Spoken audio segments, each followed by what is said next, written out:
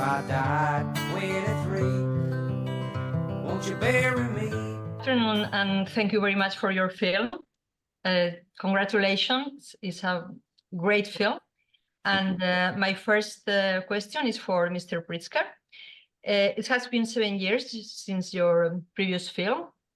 And does it mean that you spent all that time working on the same project and the script?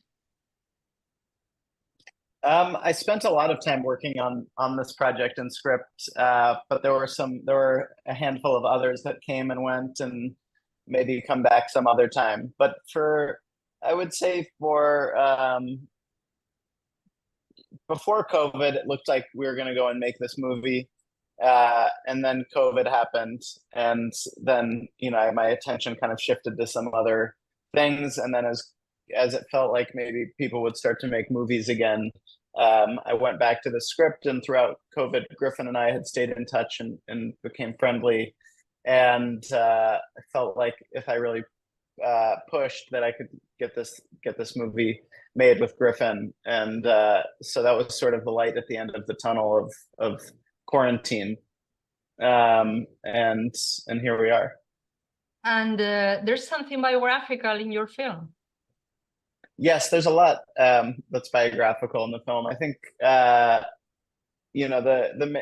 primary inspiration for the movie was a number of things in my own life, of my parents getting divorced, and my own thinking about getting married, and being on the periphery of my brother's wedding, and seeing friends get married and divorced, and all of the stuff that happens in life. And out of that, I'm not quite sure how, but emerged this character of Pearce, who I'm not in my 60s, and I haven't been divorced, but for some reason that character became this container for all of the things that I was thinking about and all of the questions I had been kicking around. And meeting Griffin and Griffin's willingness to take on this part brought an entirely new dimension to the project that never could have existed solely on the page. And that means that there were any modifications after rehearsals, and did the actors bring something new to the table? Yeah, a lot. Well, Griffin had been involved in this project for a long time. I had first shown him the script before COVID, and it's hard for me to remember now how much the script changed between when he first read it and when we showed up on set. But I think over the course of those years, I would sit down with the script and rewrite it with Griffin's voice and face in my mind. And so kind of tailored it to him, and we would talk about the script, and he would, it felt like more fluid than any sort of like notes per se, but more of just talking about life and the feelings and what we liked about the script, or what we felt like could be more appealing to other characters. And then I would kind of sit back down and take another pass at it. And so it felt like it sort of evolved around Griffin pretty organically in that way. And my next question is for Mr. Dunne. When you read the script, did something on it resonate with your experience, obviously? Yes, certainly. Peter, the character I play, and I, have a lot of the same life experiences. I have been divorced. I've been married. I have a father who passed away, was divorced from my mother. And I have a daughter who's the same age as Miles, who was my younger son. I don't know, the life in limbo aspect to this character appealed to me. I've never gone to the extremes of this character, but I love playing characters that are in emotional flux at turning points in their life, and deal with it with humor and neurosis, and they can get a little nuts, and it just had all those flavors. Sure. And the death of the father is an episode that marks our lives. And my grandfather said that when his father died and that link in the chain was lost, he felt at once in the front row. So to be in the front row is an expression that my family uses a lot to mean to be in a very different perspective. Yeah, well, that's a wonderful phrase. You know, a book I'd read coincidentally that I realized I thought about a lot during this movie talked about that very aspect, that Philip Roth wrote a book called Patrimony about the loss of his father. And while he didn't say front row, a lot of what Philip Roth, who's one of my favorite writers, but what he was confronting was having to sit in the front row, and what all that meant. So I thought of that very thing when I was making the movie. In the film, which part of your role was more complicated to perform? That of a father or that of a son? They were both about the same. I never really felt anything was particularly difficult. I kind of everything felt very, very organic. I love, excuse me. I love playing the son because my father was Richard Benjamin, who was a huge influence on me as a young actor in the 70s as I was entering. He was playing the kind of characters that in a funny way I sort of ended up playing, which are, you know, sort of, I guess, a little nebbishy, neurotic sort of person. You know, he perfected that persona and also became a director, which I did as well. So, and I'd never met him. So it was a honor and a treat to work with him. Absolutely. And we gab between takes all the time about movies. And did you improvise? I didn't really. I don't think I did. Do you remember me saying anything you didn't write and then hitting me afterwards?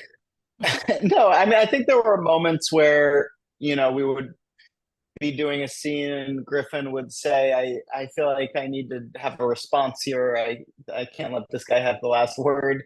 So there were moments here and there where we would, but there weren't like scenes that, it wasn't a very improvisational movie, but we had rehearsal. We did have a couple of days or a week of rehearsal where we would read the script and make some tweaks, and, you know, all the actors had input.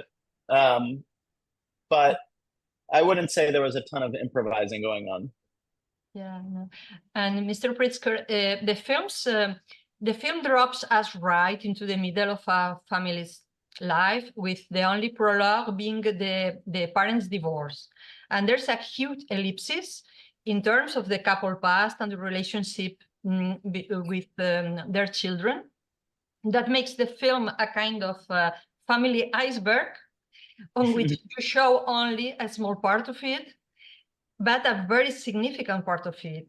And the magic is, how do you manage to give us so much information without giving us details? Because we think that we know everything, but without telling you almost anything. I think so much of that is is having such good actors who you believe have lived these lives of these characters. And so the same way when you meet someone out in the world, before knowing much about their biography or anything, you get a sense of who they are and what they've been through. And, you know, you kind of piece some things together as you go. And I knew we needed to see Nick at maybe a slightly happier time in his life when he was first meeting Thea. And I felt like we needed to see Peter learning that his parents were getting divorced. And so those felt like two keys to kind of understand the movie that came after it. But I felt like I could get away with just that, and then we could get into the story at hand. It was very, very difficult, in my opinion, to get that feeling. And Mr. Dunne, your performance is obviously the backbone of the film.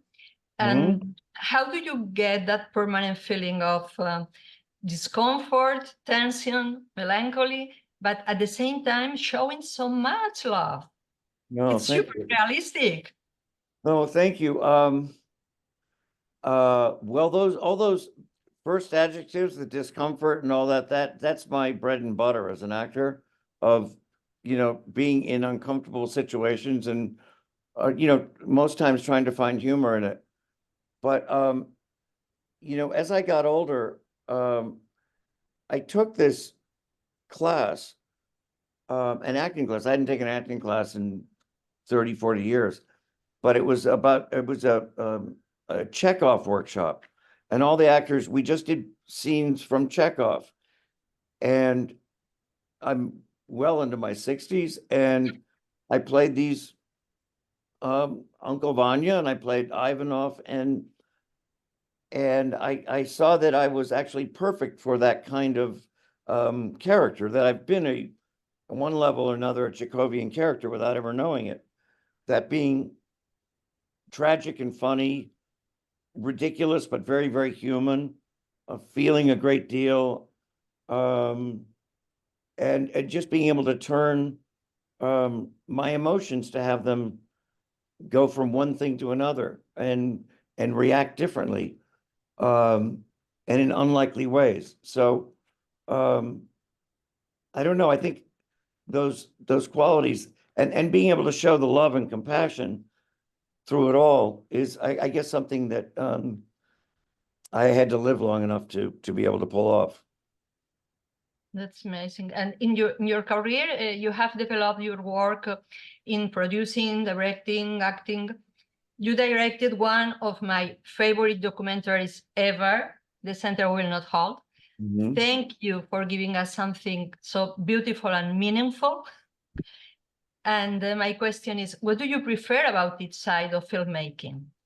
Well, if I am the star and it's a really good movie with a really good director, which does not come along very often, I just love acting. But if I'm,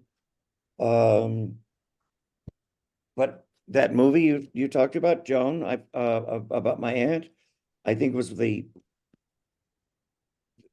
my proudest accomplishment, that I was able to make that movie in her lifetime, have her see, which many writers don't get to actually see their audience, which she was able to see when we showed it at the New York Film Festival, the standing ovation that went on longer than they've ever had. So I like them both. But I'd love to direct a really great script. And I'm developing things as a producer and hopefully to direct. But also, since you speak English, and I haven't done this at all for the junket, but I wrote a book too. Oh, oh, It's coming out, what are we now, the 4th? It's coming out in America in 5 days. wow. And so I'm in the middle of also promoting that. But I might, there's scenes and they're sort of it's about my family, and I might develop some aspect of that into a series. I would love to We write should. on that book. So yes, I guess Amazon has it, or however you buy books. Yeah, I look for that. I look Please. for that. You It's are excellent.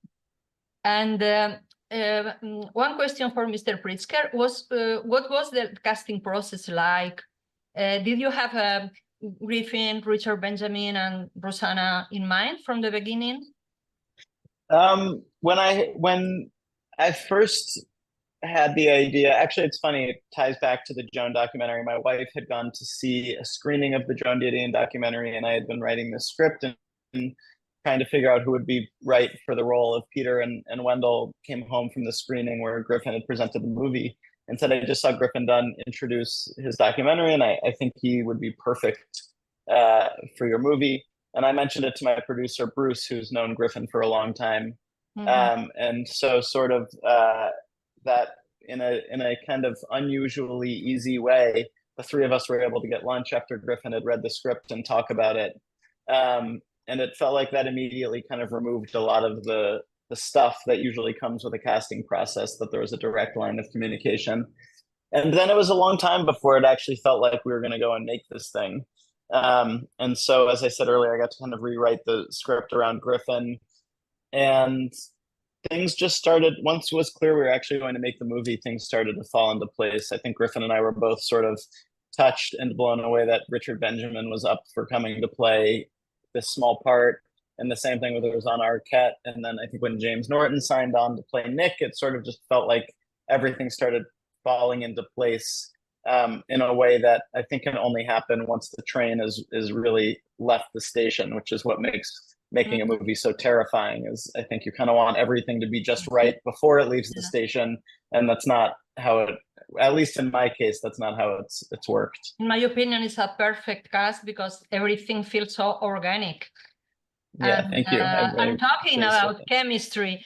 I must ask Mr. Dunne about your relationship with Rosanna. You have been partners in many films.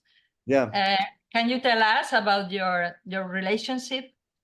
Well, we start our very first thing we worked on was in 1980, and we were in Poland when it was a Soviet satellite country, and the conditions of that movie were really, really tough, and there was a embargo against food being sent, and so we really bonded strongly during that movie, and it worked. I produced movies that she's been in, and we've acted together over the years, and it's really a very rare treat to, you know, be in your 60s and after knowing someone when you from 1980 and you're a couple yet again. It's like, I guess it's like, I'm not a grandfather, but you know, but it was like being in a long marriage, as if we'd had, you know, lots of children, and we have a long past and a long history, and we fell into that. We fell into our history and our past very easily. It was not hard to imagine that we've been married for many, many years. Yeah, of course. It's time. Yes. Okay, thank you very much, Scott. Thank you, Eva. Great pleasure. And I look for the book, and I'm waiting for your Yeah, next please video. do. Thank you. In the sunshine.